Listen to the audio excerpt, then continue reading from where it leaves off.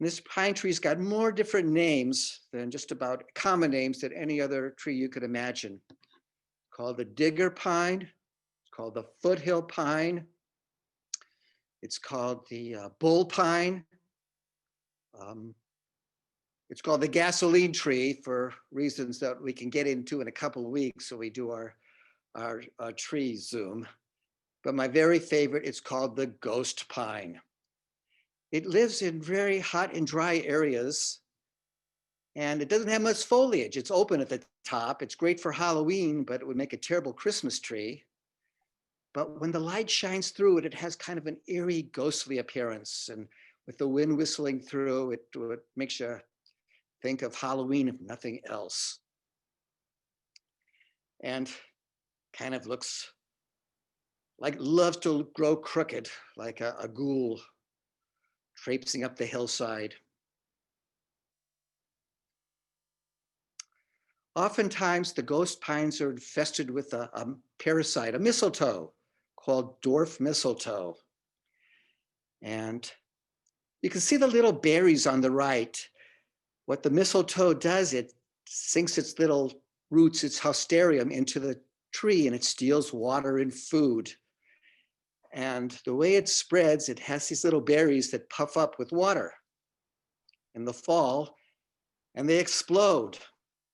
And if you want to be well, that's a great trick on yourself to accidentally brush up against one of these, because those little berries, little seeds shoot out at about 60 miles an hour to begin with, and they can travel 30 feet. The idea is to shoot out to another tree.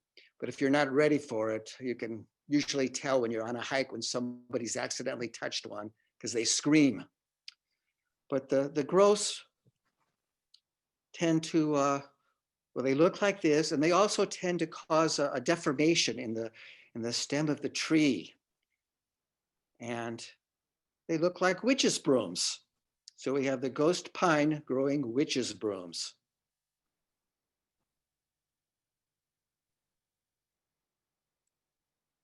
Now, on to animals. Unfortunately, this is one animal we probably don't, well, we don't have to worry about anymore on Mount Diablo. Though it was the animal that Mount Diablo was most famous for, the California grizzly. They're now extinct. That's the bear on our flag. And California grizzlies were probably the biggest grizzlies of all, because at least the ones in the Bay Area never had to hibernate. And although the Bay Area had a huge population of grizzlies, Mount Diablo in particular was famous. This fellow is not in Halloween costume. That's Grizzly Adams. And some of you might remember that there was a TV show with the adventures of Grizzly Adams back, I think, in the late 1970s. And Grizzly Adams traveled around with his pet bear named Ben, getting to all sorts of adventures. Well, Grizzly Adams was a real person. He really did have a pet bear named Ben, and he lived near Mount Diablo for several years. And he hunted grizzly bears, and he sold the meat in San Francisco. I don't know what Ben thought of this, but this fellow too, well, this man's name is Jedediah Smith, and you've probably heard of him. There's a redwood park named after him up in Northern California. Jedediah Smith was probably the first American explorer to visit the Mount Diablo region back in the winter of 1826 and 1827.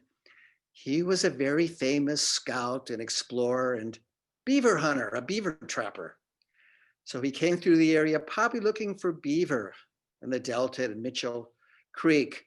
But had he known about the grizzly bears, he would have stayed away, because poor Jedediah Smith was one of the elite group of explorers that had a close encounter with the grizzly, not long before he visited Mount Diablo. The grizzly walked into camp and grabbed Jedediah Smith by his head. His head was actually in the mouth of the grizzly bear before Jed's companions could chase the grizzly off. The bear ripped off Jedediah Smith's scalp from one ear to the other. And his campmates had to sew his face back on with very great difficulty. They never did get the ear straight. which kind of explains the kitty wampus hairdo there. That may have been the first comb over, the origin of the comb over. Well, the grizzlies are gone, but we do have quite a number of interesting animals we see on our walks as we get into evening time and then into night. And one of them we probably all recognize. This is our fence lizard, one of our more common reptiles. And most of us know that fence lizard, when it's attacked and somebody grabs it by the tail, it can actually shed its tail. It's called autotomy. And the picture there on the lower right shows a tailless fence lizard. And what happens, there's a weak point in the vertebrae, so the tail breaks off. There's strong muscles in the tail and they squeeze the blood vessels closed. So the fence lizard doesn't bleed to death. And eventually it can grow a new tail made out of cartilage. But we have another critter that we sometimes see on our walks, an even stranger looking reptile, the coast horned lizard. And this fellow buries itself in the sand and it eats ants as they walk along. But if this one is frightened and attacked by predators, it has a different type of defense. It has some weak sinuses in the corner of its eyes, and it pumps up the blood pressure, and it can squirt out blood right out of its eyes, which would be enough to creep out any person. But you figure that's probably not the greatest defense if something's going to eat you, kind of like an appetizer. But what it does, it puts a foul smelling chemical in the blood. So whatever is after the horn lizard figures it's not worth eating, it doesn't taste good, and walks away. Well, this guy we occasionally see, this is our northern Pacific rattlesnake. And well, our local rattlesnakes, this guy I came upon had no choice. Usually they're not particularly aggressive as rattlesnakes go. Their first response is to try to get away if one hears you coming. Otherwise, just lie there and hope not to get recognized. And only as a last resort do they curl and rattle. Who's the good guy here and who's the bad guy? Well, most people would look at that lovely little ground squirrel down there at the bottom and think he's the good guy, but that's not the case. The good guy, at least from our viewpoint, is the rattlesnake. Ground squirrels and other rodents carry lots of diseases, right up to and including plague. And it's up to the rattlesnakes to keep the rodents in check. Problem is, in the past few decades, scientists have noticed that our local ground squirrels have developed a resistance to the venom of our local rattlesnakes. And which has made the rattlesnakes' job a lot more difficult. I mean, it's always been a problem. Way back in the first part of the 20th century, President Herbert Hoover said it was the patriotic duty of every Californian to kill a ground squirrel. So the rattlesnakes are having a tough time. You can see here's two ground squirrels and they're bothering a poor rattlesnake there on the left. And what they do, the squirrels will surround the rattlesnake who's trying to get into the den, to the nest of the ground squirrels, because the babies, the little ones, don't have that resistance. But the adults will circle the ground squirrel, they'll pump blood into their tail and start waving their tail. Now, rattlesnakes are the perfect nighttime hunters for mammals, because not only do they have regular eyes like we do, they have little pits in their head. They have infrared vision. They can see changes in temperature of a fraction of a degree, which is helpful in hunting mammals. But in this case, that poor rattlesnake now is seeing 3 big targets with its infrared vision. So I talked once to Harry Green, who wrote a very famous book on snakes. He was a professor at Berkeley and now he's at Cornell. And I asked him about that. He said, oh yes, our local ground squirrels have developed a resistance to rattlesnake venom. And not only that, it appears they try to get bitten on purpose to build up the antibodies. So very strange. So here's a couple of photos of a walk, one of our Greenbelt walks led by Liz Watson, who is still here. I'll stop talking in a minute. That's a snake, that snake on the left. That's how close everybody was. I was asleep on this hike. We must have been 1.5 feet away. Nobody noticed it except me. And once we had gone by, the snake just continued on its way. And that's the usual behavior. But every so often, you startle one and then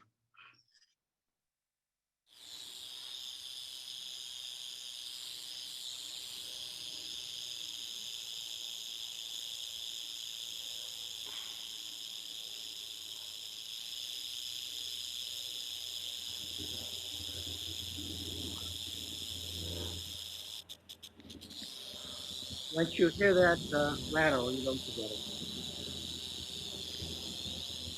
Boy, I just didn't want to get started.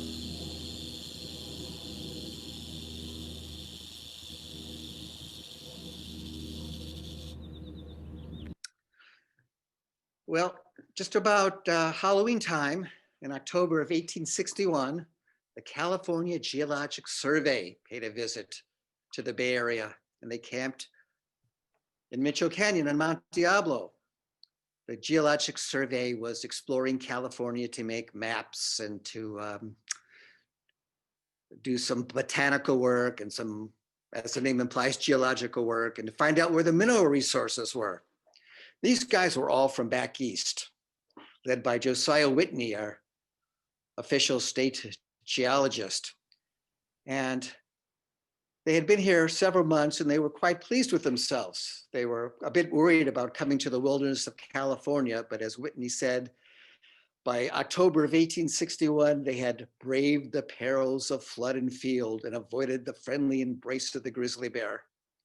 So they got quite a start when they camped there on Mount Diablo. The fellow in the rocker was the guy that kept the journal, William Brewer.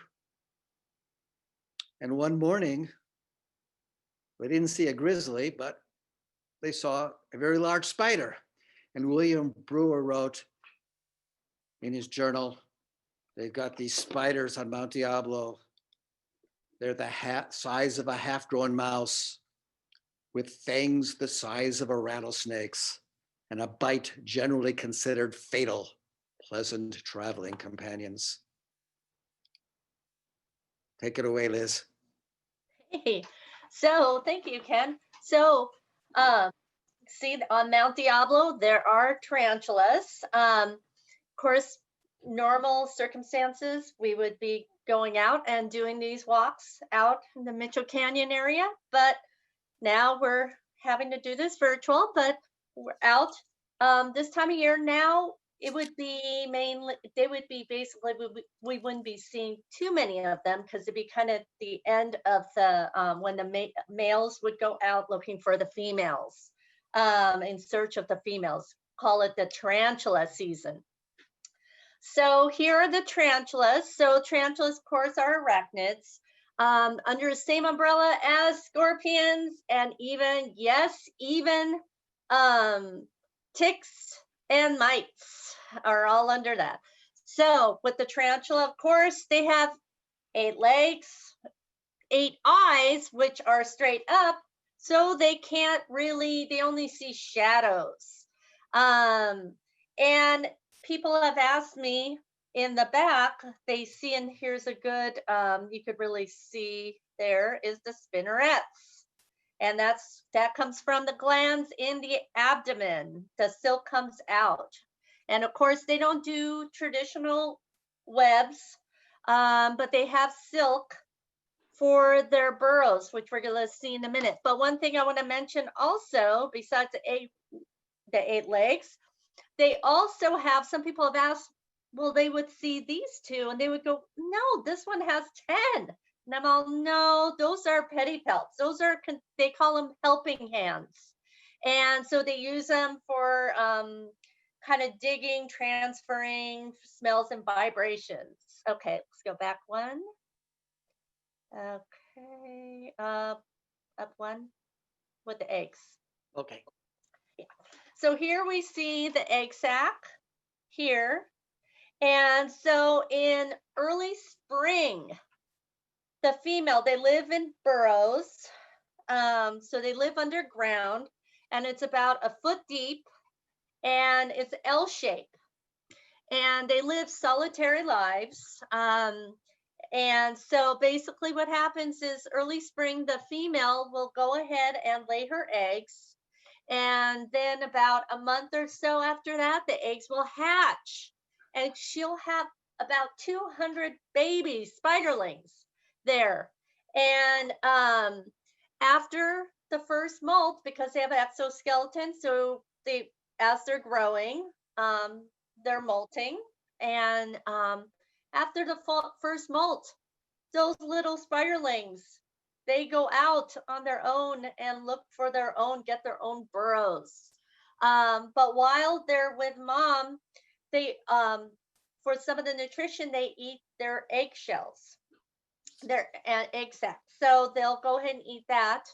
And then once that's done, then they kind of go, okay, I'm hungry. And they kind of look at each brother and sister and go, So after the first molt, they are gone. And they look for their own burrow.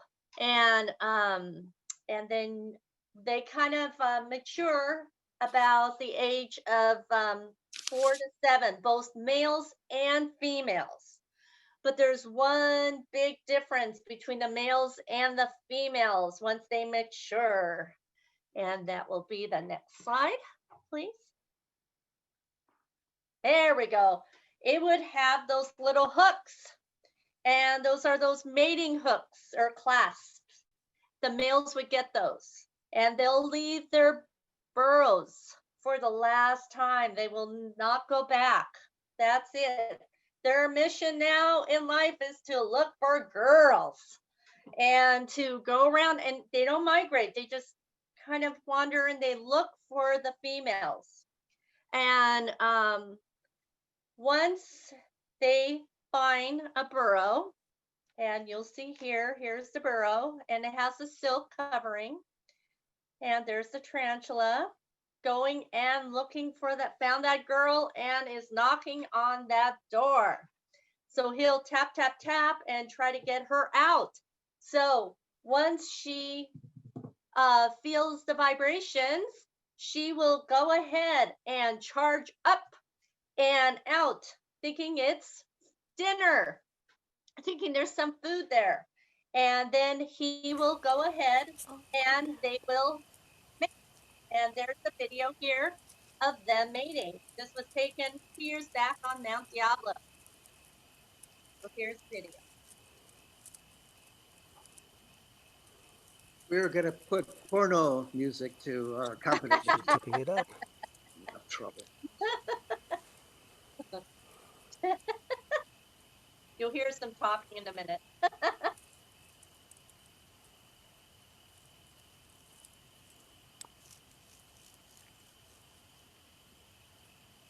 Have you seen enough tarantula sex, Liz, or you want to leave them out a little bit? You'll see he's rearing her up. He's using those clasps to get her fangs, and then he transfers. And then once it's done, then he runs off to look for another female. And they'll go ahead and do this. The season starts normally about end of July into August, and it ends sometime in October, the season. And normally it ends because the males either have been a predator, which we're going to talk about one predator that's one of their biggest, you could say, enemies. Or they starve, or they free. Closer, so there we go. That's perfect. You can see their bodies now. There we go. Enough of that. So, X-rated. So they are gentle giants, and so this one is a pet tarantula, And but the ones out, they're wild, so we kind of let them be. So very, very gentle. They're gentle giants, known as the gentle giants. Okay, next. And tarantulas have venom, but it's not poisonous to people at all. Just about enough to kill a cricket.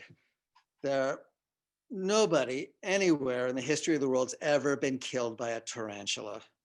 The number of people killed each year by scorpions worldwide is 3,000. The number by tarantulas is 0.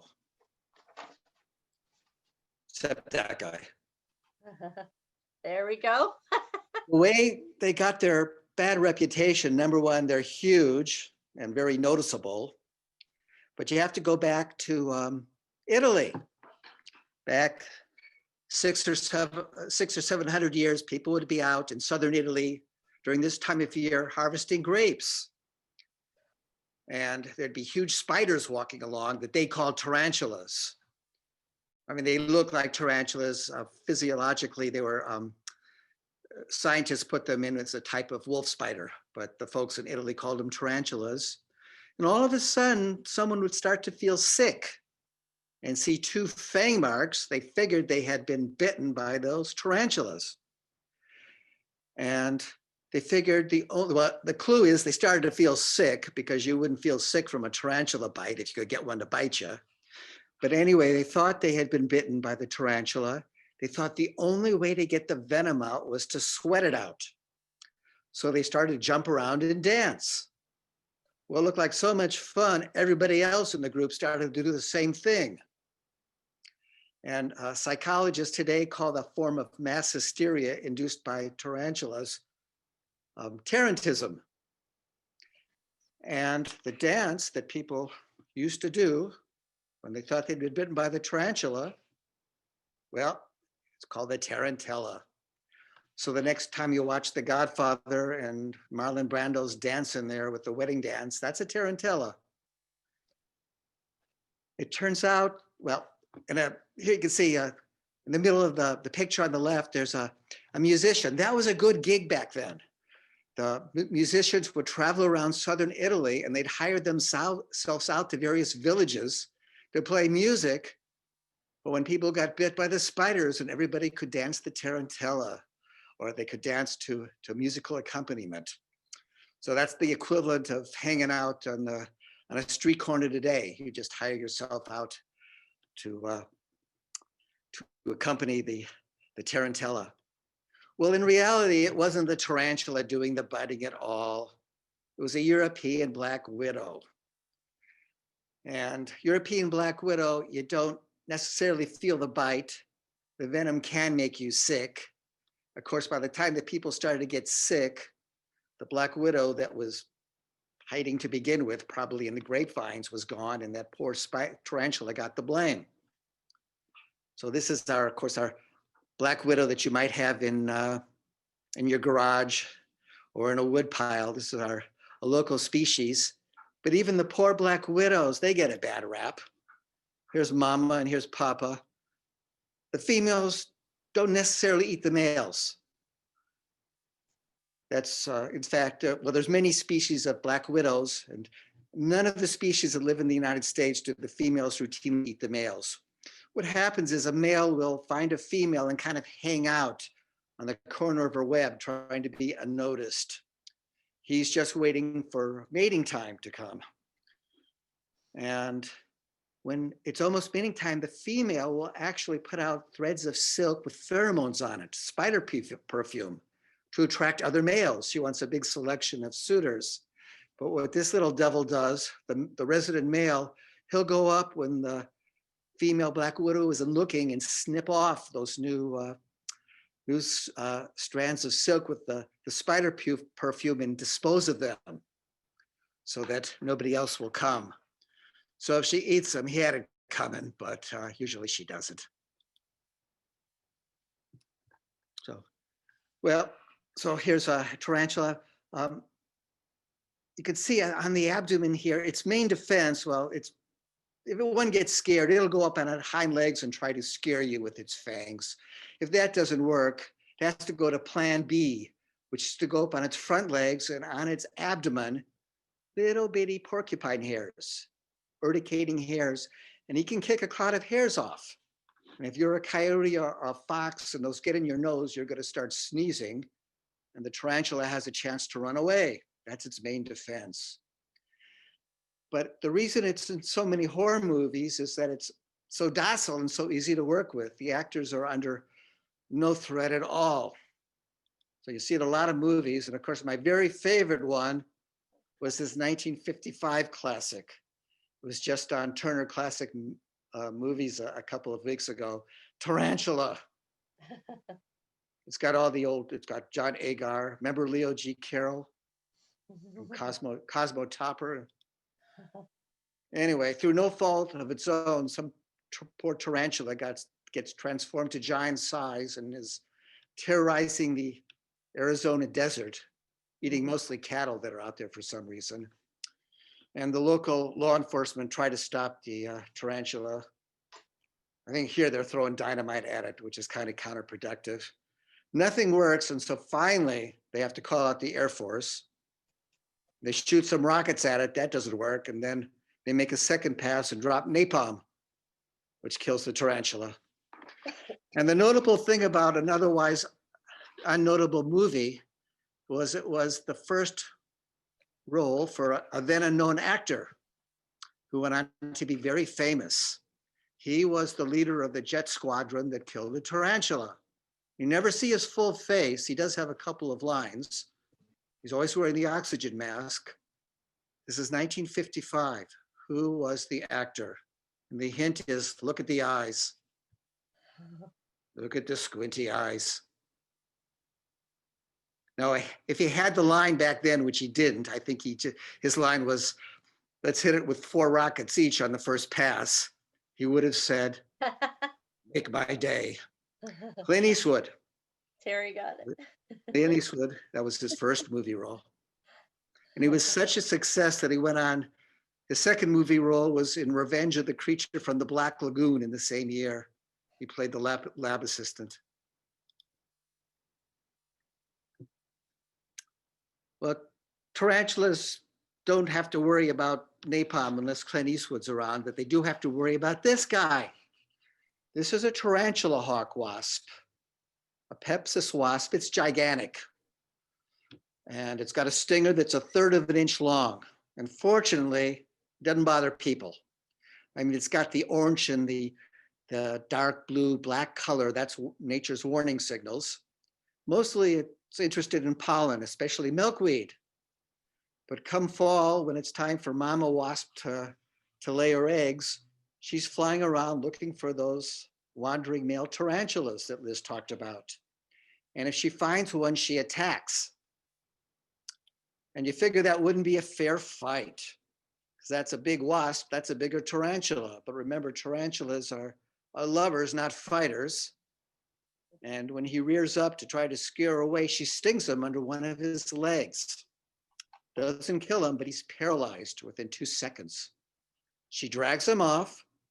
She digs a little hole. She pushes him in, alive but paralyzed. And then she covers him up. But before she covers him up, she does one thing. Why did she go to all that trouble to capture a tarantula if she wasn't going to eat it? What she does before she covers it up, she lays one egg on the spider. And when the egg hatches, that little larva, the wasp larva, eats the tarantula alive, saving the vital organs till last. It's a gruesome process that can take up to 20 days. And what's really interesting, well, not from the tarantula point of view, the wasp, she gets to choose whether she wants to have a boy or a girl. And if she's captured, she's already mated, but she hasn't fertilized the eggs. And if she captures a nice plump looking tarantula, she'll lay a fertilized egg to make a female wasp, because they're the ones that are gonna have to do the fighting later. She finds a scrawny little tarantula, she'll lay an unfertilized egg for a male wasp. So And how bad, fortunately, they have no interest in people, but I know someone who's been stung. He was an entomologist trying to collect one. And you may have heard of Justin Schmidt, who's certifiable. He's an entomologist that thought it would be a good idea to have all of his insects in his collection sting him and then rate the stings according to painfulness. Well, it turned out the tarantula hawk wasp has the most painful sting of any insect in North America. And as Justin Schmidt described it, he said, shocking, what do you say? Painful, fierce, shockingly electric. A running hair dryer has been dropped in your bubble bath. If you get stung by one, you might as well just lie down and scream. And apparently, that's what you do. You lie down and scream for 30 minutes, and then you get up and walk away. No organ damage, no lasting tissue damage. Remember, the wasp, it wants to paralyze the tarantula, but it doesn't want to harm it because its baby is going to have to eat it. So that venom is something that is incredibly incapacitating, but there's no lasting damage.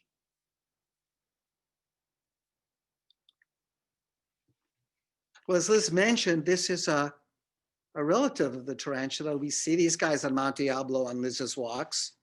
Scorpions. During the daytime, you wouldn't notice them. They're pretty well camouflaged.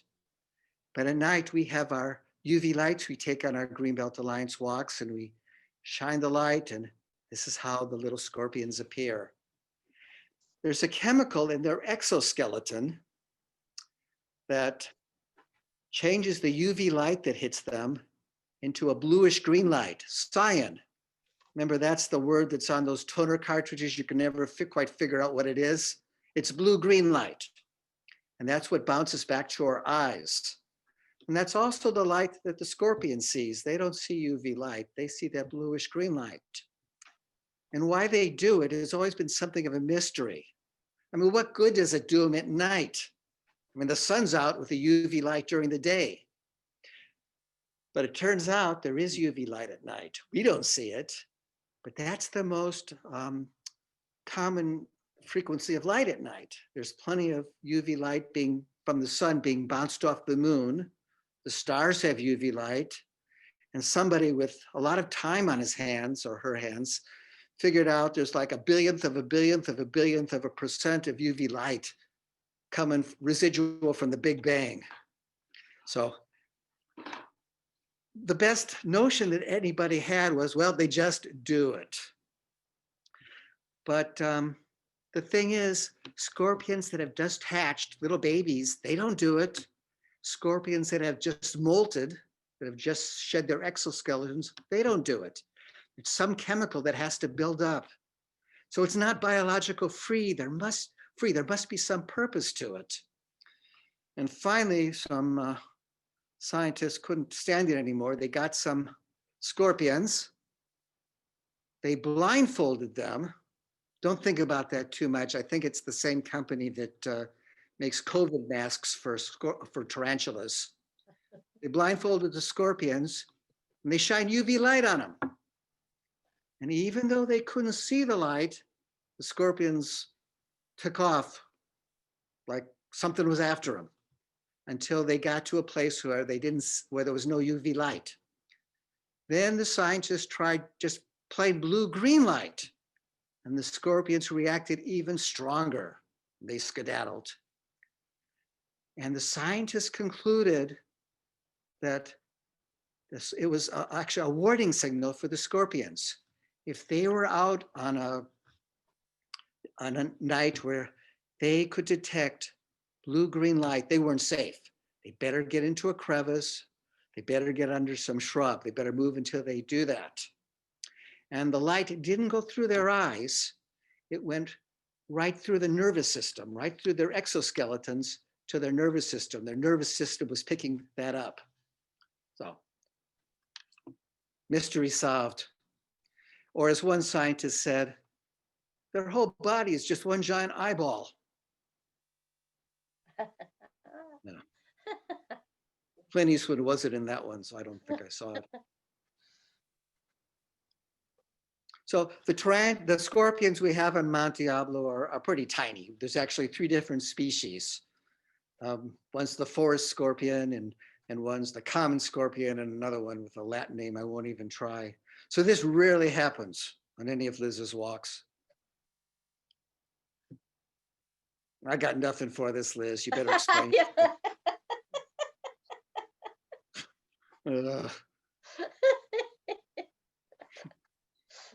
We have some very strange outing leaders. That's all I could say.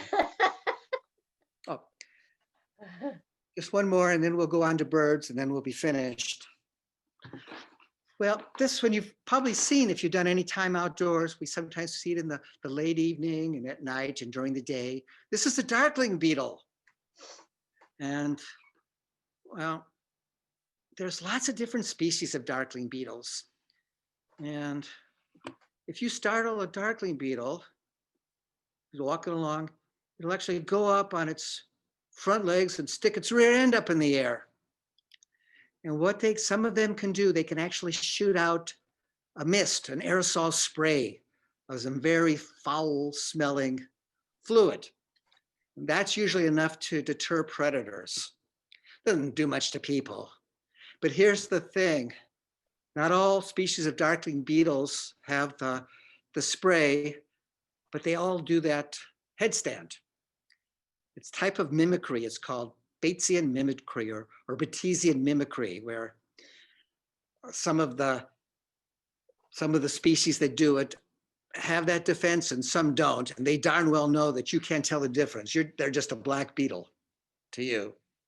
That's quite interesting.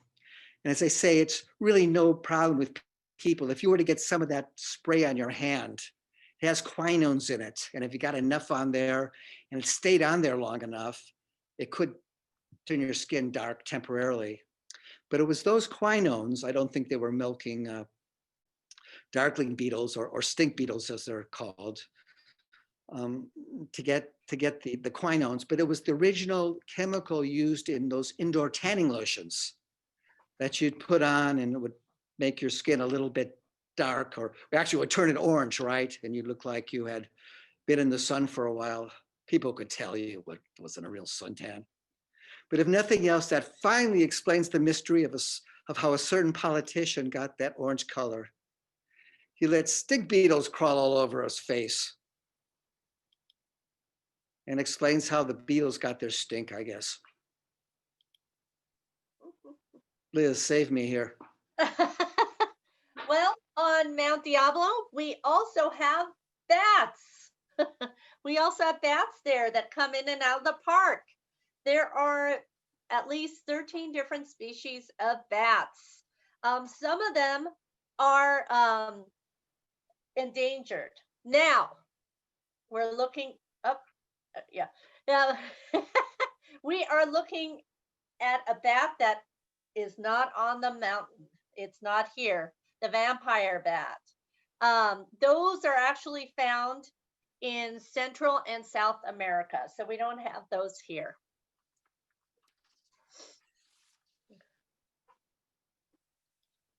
Next. So, like, so we have a number, and when we are on the hikes, we will, many times, right before it gets dark, when we're on the trail, we'll see the bats fluttering around, and they have different patterns, different flight patterns, depending on the bat. But there are also some bats that actually are more on the ground. And all the bats that are there, pretty much all of them, they eat insects. So they are very important to nature, because they kind of control the insect population as well as some other animals. And as all of Liz's students know, the bats are famous for their echolocation. They send out the pulses of sound waves that are too high for us to hear, but they bounce back after they hit a flying insect, and the bat is guided into its prey. Sounds easy, but it's not as easy as that, because the insects are onto them. We don't hear it, but it's loud. And some moths, like the one in this picture, they have little special membranes on their abdomens, little tympanic membranes, and they send out their own signals to jam the bat's signals.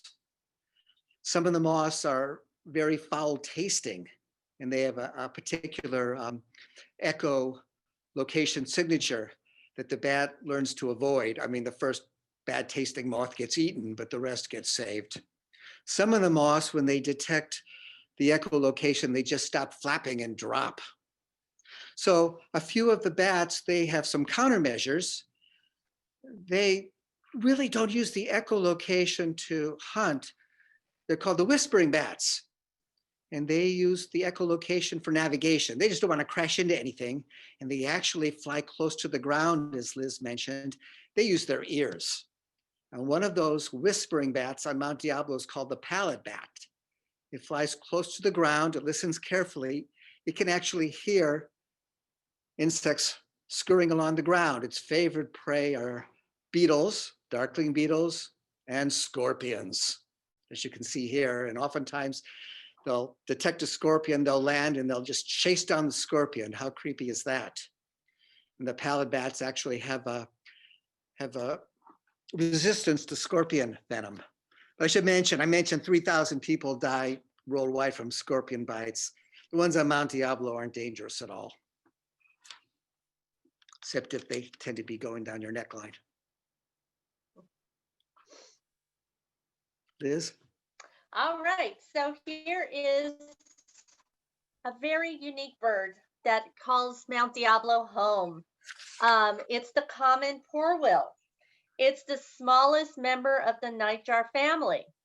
And as you could see in this picture, it has a tendency to be on the ground. So you will see these guys on the trails a lot of times when it's getting dark. So you don't have full light, so you don't have a full view of it. And you think it's a pine cone or something else. And all of a sudden you get close to it, and all of a sudden it pops up and flies away. And there you see, this is what normally, so as you see in this picture, it is, it's very camouflaged, and you just think it's a pine cone. And what they'll do is they'll call that its mating season is from mid-May to like mid-October. I'll do it again, Liz. Keep talking. All right, so that's the call during the mating season. So it's from mid-May to mid-September when they're out and about, normally looking for attract a female. And they're small owl-like, and they're a special feature these guys have.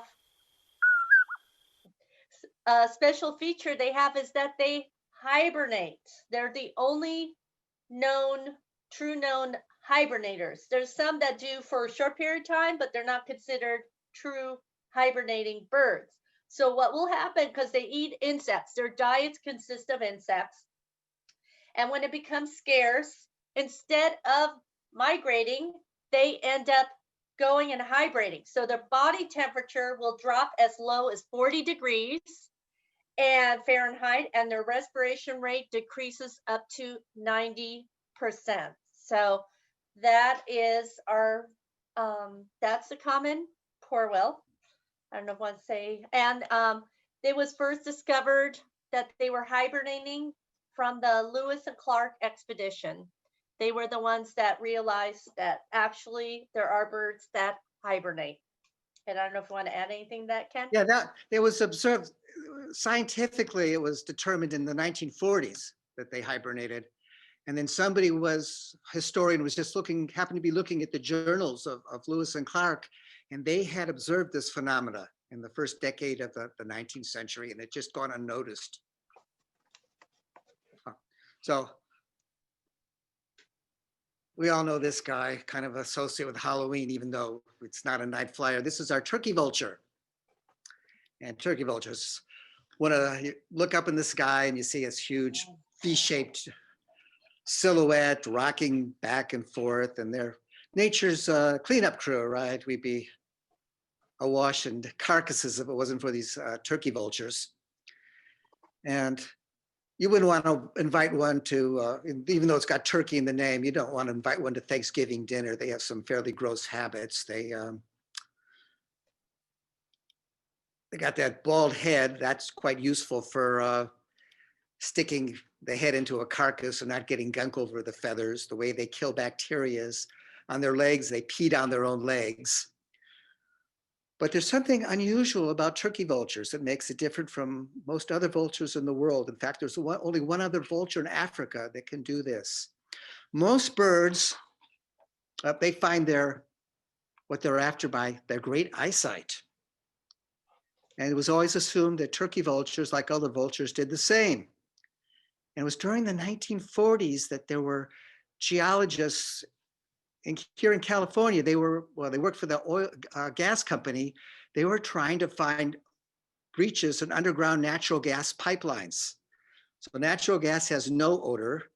So it's infused with methyl mercaptan, which smells like rotting meat. That's how you can tell if you have a gas leak in your house, and so it doesn't blow up, you get that rotting meat smell. So that's what these geologists were sniffing for, to try to find the leaks in the gas pipelines underground. So finally, one of them figured out wherever they had found a leak, there had always been turkey vultures circling above. And they said, gee, these guys must be smelling the rotting meat smell. They're finding their food by sense of smell. Well, it took 30 years for the ornithologists to believe them, but it's now established that's how turkey vultures find their food. And you figure that would have been self-evident. You can look in one nostril and see daylight out the other.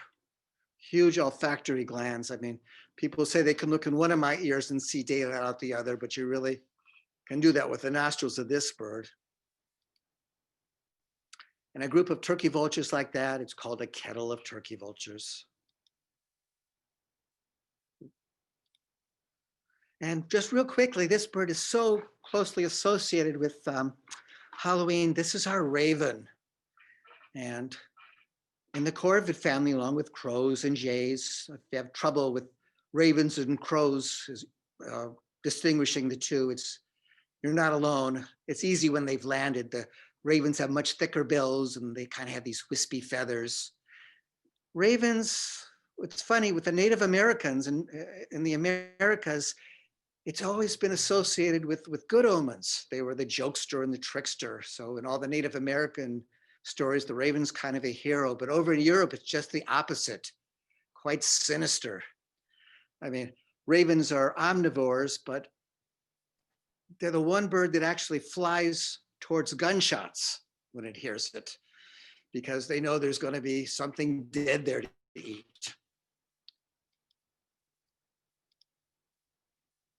And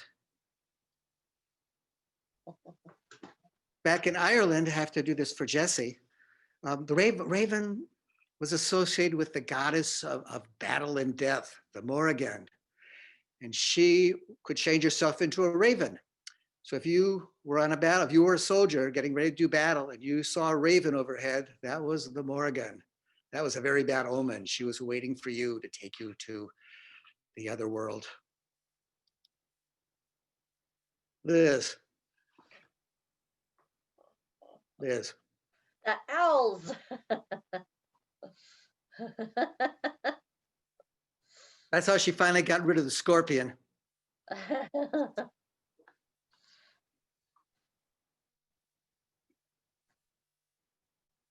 Do I say something about the owl? You could see one thing with the owls. You could see the ear tufts, and those aren't actually the ears. That's the ears are obviously in the skull. It's inside the feathers. You can see it's like a little hole.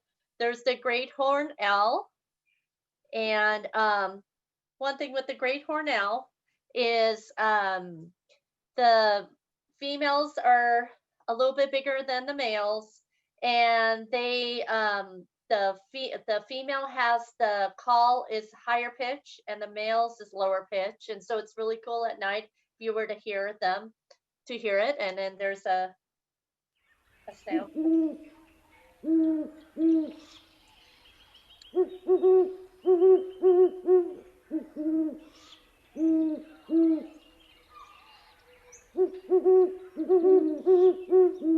So you could hear both the male and the female there. Great horned owls are known as the tigers of the night.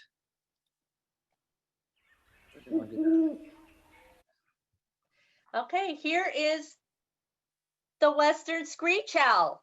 Now people think by the name that they screech. Actually, they make a very distinct call that at first, when I first started going on the evening hikes, I'm like, what is that call? And come to realize you hear it a lot on the mountain. And it's called, it's kind of like a ping pong kind of sound, very soothing when you hear it.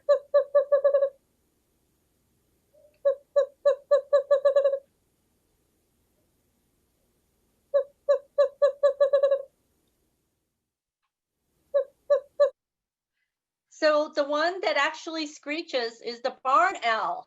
And I hear that at my house all the time. I have a barn owl around. So that's the one that actually screeches. So if Ken can go ahead, I hear this all the time at night.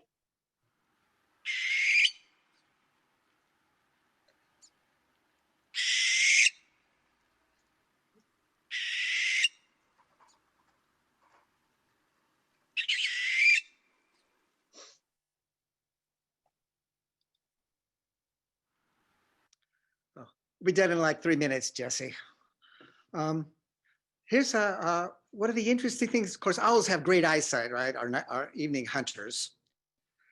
But they also have another special sense because they can't see when it's completely dark either. And if you look down here, there's a skull of an owl, huge eyes. Look at the ears.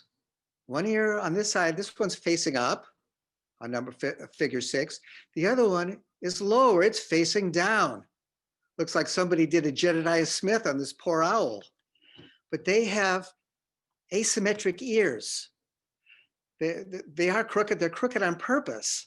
So if the owl can't see something, but something's making a noise, it faces it, it moves its head back and forth, up and down, and then sideways, every angle you can think of. And when the sound is the same in both ears, it's aimed right towards it. It takes off without ever having to see it, with its talons out, and as long as the sound stays the same in both ears, it knows it's headed right towards its prey, and it can grab it without ever seeing it.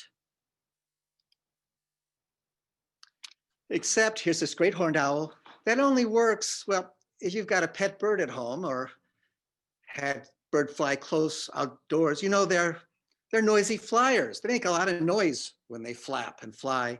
And that wouldn't work if you're an owl hunting at night. What you're after would hear you and you couldn't hear it.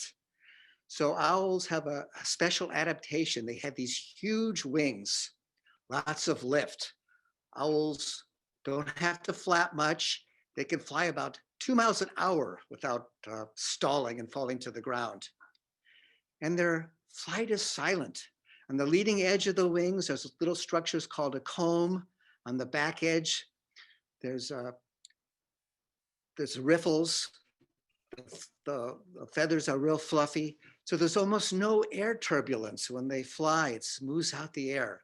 So they are the silent hunters. And well, with great eyesight and better hearing, that leaves like no bandwidth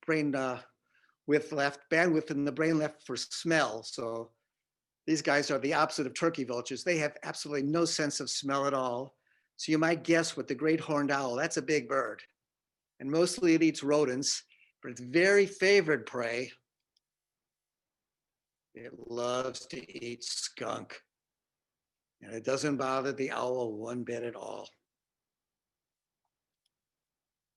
And it was these owls flying through the night far too slowly for that any bird could fly, absolutely silent, and occasionally letting go with an eerie call that so startled our forebears in Europe that they thought for sure they must be seeing a flying ghost.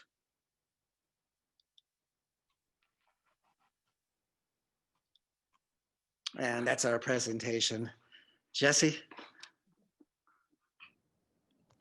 Thank you so much, Ken and Liz. I realized earlier I jumped right in. For those of you who don't know who I am, I'm the Marketing and Communications Director for Greenbelt Alliance. And one thing that I just want to say really quick before we open it up for questions is that I'm sure we're all very aware that the election is only a few days away.